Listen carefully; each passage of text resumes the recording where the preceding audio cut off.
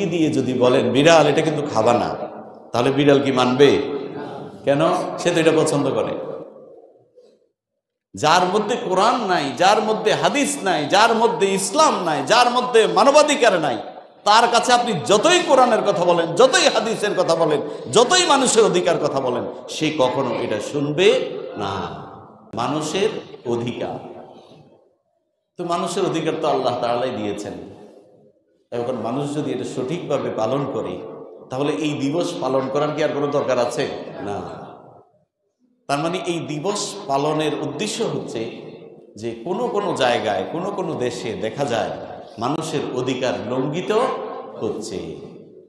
এই জন্য জাতিসংঘ 1948 সালে তাদের সাধারণ পরিষদে এটা পালনের সিদ্ধান্ত নেয় এবং 1950 সাল থেকে এই বিশ্ব মানবাধিকার দিবস পালন করা শুরু হয়।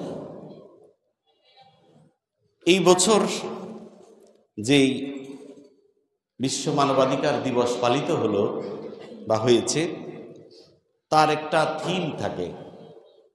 এই বছর যে থিম ছিল সেটা হচ্ছে আমাদের অধিকার, আমাদের ভবিষ্যৎ এখনই। এই স্লোগানে পালিত হয়েছে এই 2024-এর বিশ্ব মানবাধিকার দিবস। এইবার আমরা শুনব কোরআন এবং হাদিসের আলোকে আল্লাহ তাআলা মানুষের অধিকার সম্পর্কে কি বলেছেন। সুবহানাল্লাহ বলেন, সুবহানাল্লাহ। আল্লাহ তাআলা কোরআনুল কারীমে মানুষের অধিকার সম্পর্কে বলেছেন না বলেন নাই? আরো জোরে বলেন। বলেছেন। নবী সাল্লাল্লাহু আলাইহি ওয়াসাল্লাম হাদিসের মধ্যে মানুষের অধিকার সম্পর্কে তথা মানবাধিকার সম্পর্কে বলেছেন না বলেন নাই? বলেছেন। আজকে যদি আমরা এগুলো মানি, ব্যক্তি, পরিবার, সমাজ, দেশ অনেক সুন্দরভাবে চলবে। সুবহানাল্লাহ বলেন, সুবহানাল্লাহ। আপনি আপনার অধিকার নিয়ে কারো কাছে যাওয়া লাগবে না।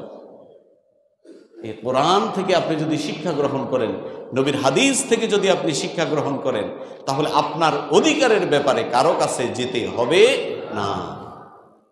যারা আমাদের নেতৃত্বে থাকবেন তারা চিন্তা করবেন আমার অধিকার আমি নিব, আর আমার উপরে যে দায়িত্ব মানুষের অধিকার সম্পর্কে, মানবাধিকার সম্পর্কে, এটা আমাকে সঠিকভাবে পালন করতেই হবে। এই জন্য যে কাজটা আমাদের করতে হবে, যে বিড়ালের একটা গ্রাম্য একটা কথা আছে, বিড়ালের কাছে সুটকি দিয়ে যদি বলেন বিড়াল এটা কিন্তু খাবা না, তাহলে বিড়াল কি মানবে? কেন? সে তো এটা পছন্দ করে। যার মধ্যে কোরআন নাই, যার মধ্যে হাদিস নাই, যার মধ্যে ইসলাম নাই, যার মধ্যে মানবাধিকার নাই, তার কাছে আপনি যতই কোরআনের কথা বলেন, যতই হাদিসের কথা বলেন, যতই মানুষের অধিকার কথা বলেন, সে কখনো এটা শুনবে না। এই জন্য আমাদের নেতৃত্বে যাদেরকে আনতে হবে অবশ্যই ভালো মানুষ লাগবে। কি মানুষ লাগবে? আরো জোরে বলেন, কি মানুষ? ভালো মানুষ। সমাজের যেই মানুষটা ভালো, এই মানুষটা যদি নেতৃত্বে আসে, যেই মানুষটা কোরআন মানে, যেই মানুষটা হাদিস মানে, যেই মানুষটা ইসলাম মানে, যেই মানুষটা মানুষের অধিকার নষ্ট করে না, সচেতন থাকে, ওই মানুষটাকে যদি আমরা নেতৃত্বে আনি, তাহলে সমাজ কি ভালো চলবে না খারাপ চলবে? ভালো চলবে, সমাজ ভালো চলবে। এই জন্য আমাদের নেতা সিলেক্ট করার ক্ষেত্রে, সিলেকশনের ক্ষেত্রে ভালো মানুষকে প্রাধান্য দিতে হবে। আল্লাহ তাআলা আমাদের সবাইকে তৌফিক দান করুক, আমিন বলেন, আমিন। সম্মানিত হাজিরিন, এই মানবাধিকার সম্পর্কে কোরআন এবং হাদিসের অসংখ্য আলোচনা আছে। এটাকে আমরা হিউম্যান রাইটস বলি ইংলিশে, বাংলায় বলি মানবাধিকার। আর মানবাধিকার মানে হচ্ছে মানুষের অধিকার। এই অধিকার হচ্ছে দুই প্রকারের। বলেন, অধিকার কয় প্রকার? আসতে বলবেন না, কয় প্রকার? দুই প্রকার। এক প্রকারের অধিকার হচ্ছে হাকুল্লাহ, আল্লাহর হক। আর দুই নাম্বার অধিকার হচ্ছে হাক্কুল ইবাদ, মানুষের হক। এক প্রকার অধিকার হচ্ছে হাক্কুল্লাহ, আল্লাহর হক। এবার সবাই বলেন, প্রথম প্রকার অধিকার কি? হাক্কুল্লাহ, আল্লাহর হক। আল্লাহ রাব্বুল আলামিন এই তামাম কায়নাত সৃষ্টি করেছেন। তিনি বলছেন ওয়ালিল্লাহি মুলকুস সামাওয়াতি ওয়াল আরদ ওয়াল্লাহু আলা কুল্লি শাইইন কাদির। ও আমার বান্দা বান্দিরা, তোমরা যে সুন্দর একটা পৃথিবী পেয়েছ, সুন্দর আসমান দেখছো, সুন্দর জমিন দেখছো, সুন্দর সাজানো গোছানো এই পৃথিবীটা দেখছো, লিল্লাহ, এটা আল্লাহর জন্য। ওয়ালিল্লাহি মুলকুস সামাওয়াতি ওয়াল আরদ, আসমান সমূহ এবং জমিনের মালিকানা একমাত্র আল্লাহ তাআলার। সুবহানাল্লাহ। তাহলে আসমান এবং জমিনের মালিকানা কার? আল্লাহ। ইন্নাল্লাহা আলা কুল্লি শাইইন কাদির। আবার অন্য আয়াতে ওয়াল্লাহু আলা কুল্লি শাইইন কাদির। পৃথিবীর মধ্যে যত ক্ষমতা আছে সবচেয়ে ক্ষমতাবান যিনি, তিনি কে? আল্লাহ। সব বিষয়ে তিনি সবচেয়ে শক্তিধর। তাহলে এই আসমান জমিনের মালিকানা হচ্ছে, আমরা প্রথম বুঝলাম, আসমান সমূহ এবং জমিনে এবং পৃথিবীতে যত কিছু আছে সমস্ত কিছুর মালিকানা, একচ্ছত্র মালিকানা যার, তিনি কে? আল্লাহ। আপনি আমি প্রত্যেক নামাজের প্রত্যেক রাকাতে এই কথাটা বলছি, কিন্তু আমরা অনেকে জানি না কি বলছি। আপনি আমি যখন সূরা ফাতিহা পড়ি, সূরা ফাতিহার মধ্যে আমরা ঘোষণা করছি ইয়্যাকা না'বুদু ওয়া ইয়্যাকা নাস্তাঈন। ইয়্যাকা না'বুদু, আমরা তোমারও ইবাদত করি। আমরা কার ইবাদত করি? আসতে বলবেন না, কার? আল্লাহ। আর ওয়া ইয়্যাকা নাস্তাঈন, আর আমরা একমাত্র তোমার কাছেই সাহায্য চাই। তাহলে সাহায্য চাইবো কার কাছে? আল্লাহর কাছে। তাহলে আপনি নামাজ থেকে বের হওয়ার পরে যে ইবাদত তো করে গেলেন, রুকু সিজদা করলেন আল্লাহর জন্য, তাসবিহ পড়লেন আল্লাহর জন্য, নামাজ আদায় করলেন আল্লাহর জন্য। এখন যে পরের যে কাজগুলো, যে তোমার কাছেই সাহায্য চাই, কি সাহায্য চান? যে আমি যেন ভালো হয়ে চলি। আবার দোয়ার মধ্যে, অন্য জায়গার মধ্যে এটা আমি দোয়া হিসেবে ব্যবহার করি, কিন্তু আল্লাহ তাআলার আয়াত। আপনি আমি বলি রব্বানা আতিনা ফিদ দুনিয়া হাসানা ওয়া ফিল আখিরাতি হাসানা ওয়া কিনা আযাবান নার। আপনি আমি বলি রব্বানা, হে আমাদের রব, হে আমাদের মালিক, আতিনা ফিদ দুনিয়া হাসানা, আপনি আমাকে দুনিয়ার কল্যাণ দান করেন, ওয়া ফিল আখিরাতি হাসানা, আখিরাতের কল্যাণ দান করেন, ওয়া কিনা আযাবান নার, আর আপনি জাহান্নামের আগুন থেকে আমাকে বাঁচান।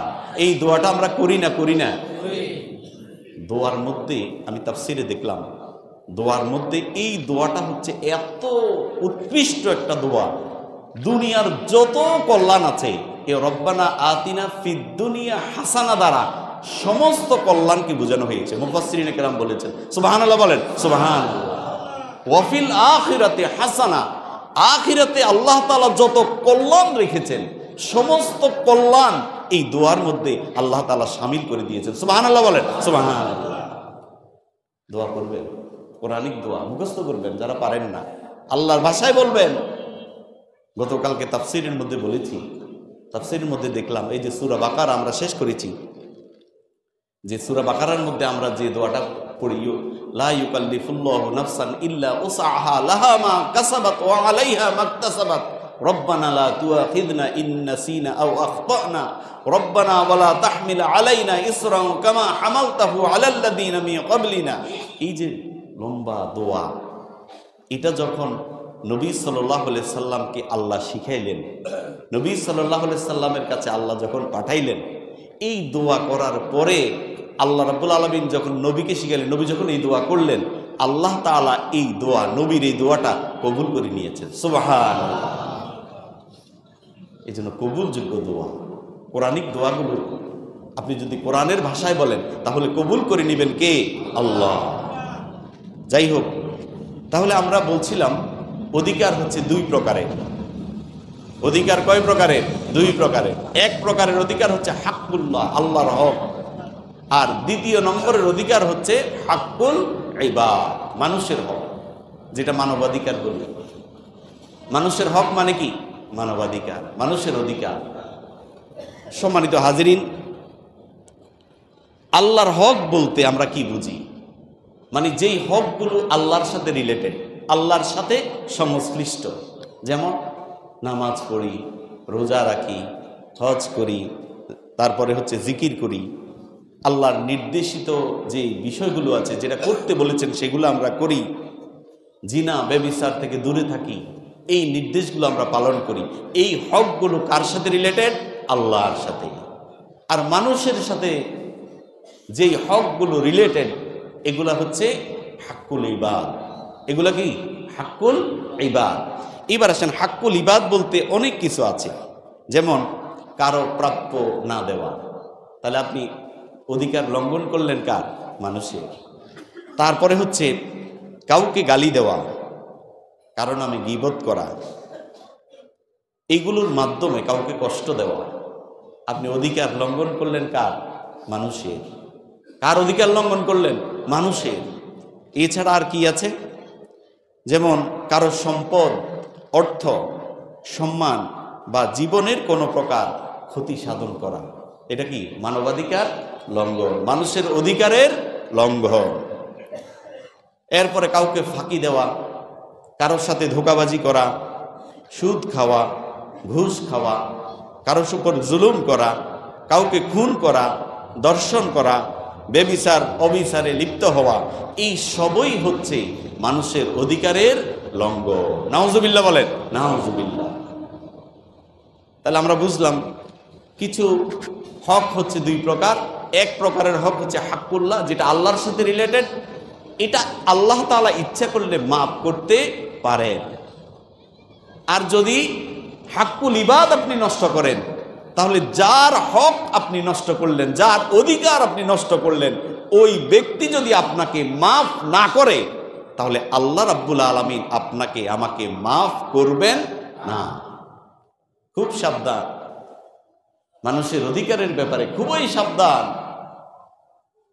হাদিস শরীফের মধ্যে এসেছে, নবী সাল্লাল্লাহু আলাইহি ওয়াসাল্লাম বলেছেন, কাল কিয়ামতের ময়দানে এমন এমন মানুষ থাকবে যাদের নেক আমল পাহাড় পরিমাণ হবে, যাদের নেক আমল আসমান পরিমাণ হবে, কিন্তু দুনিয়ার জিন্দেগিতে মানুষের অধিকার নষ্ট করার কারণে, মানবাধিকার নষ্ট করার কারণে কাল কিয়ামতের ময়দানে টাকা থাকবে না, পয়সা থাকবে না।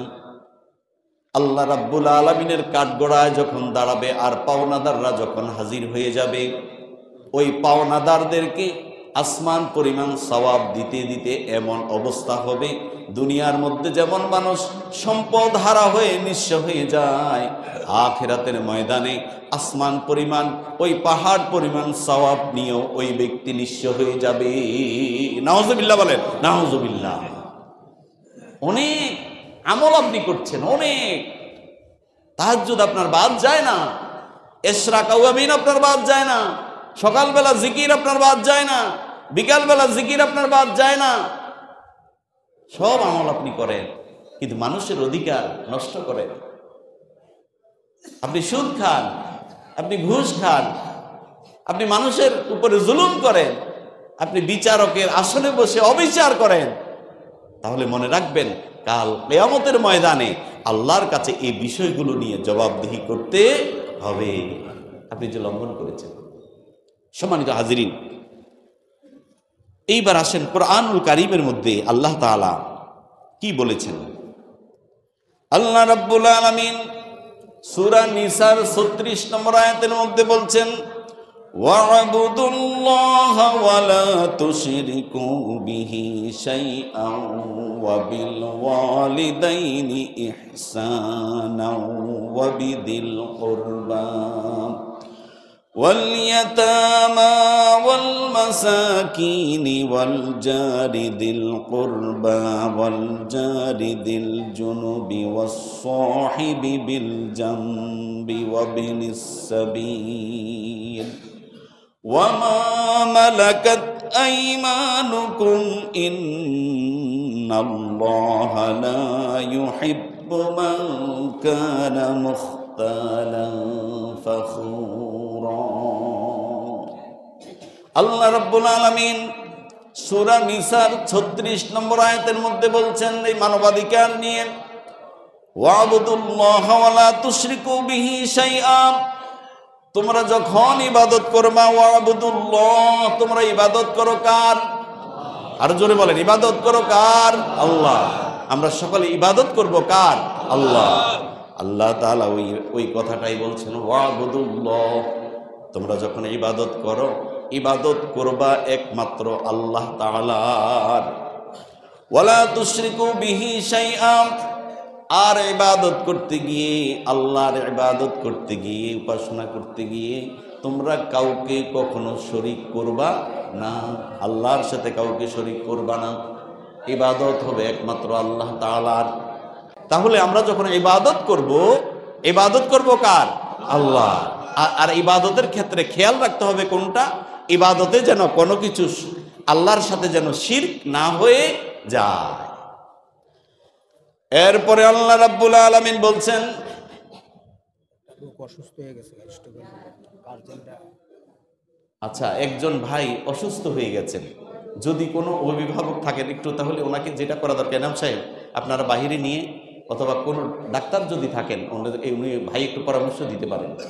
এই অবস্থায় যদি কোনো ডাক্তার ভাই থাকেন তাহলে ওনাকে কি করা দরকার একটু পরামর্শ দিবেন, অথবা যারা এই সম্পর্কে জানেন এরকম 2-1 ভাই শুধু যাবেন, আর বাকিরা বসেন। খেয়াল করেন, আল্লাহ তাআলা আমাদের এই ভাইকে, এই নামাজি ভাইকে এই অসুস্থতা থেকে ওনাকে মুক্ত করে দিক, পরিপূর্ণ সুস্থতা নসিব করে দিক। আমিন বলেন, আমিন। আল্লাহ এই ভাইকে হায়াতের মধ্যে তুমি বারাকা নসিব করে দাও, আমিন বলেন, আমিন। এইবার 2-1 ভাই শুধু গিয়ে ওনাকে একটু সেবা করেন, বাকিরা শুনেন। তাহলে আল্লাহ রাব্বুল আলামিন এই আয়াতের মধ্যে বলছেন, তোমরা যখন ইবাদত করবা আল্লাহ তাআলার, আর ইবাদত করার সময় তোমরা আল্লাহ তাআলার সাথে কাউকে শরীক করবা না। যদি শরীক করো তাহলে মুশরিক হয়ে যাবা, আর যদি মুশরিক হও, মুশরিকের কোনো আমল আল্লাহ তাআলার দরবারে কবুল হয় না।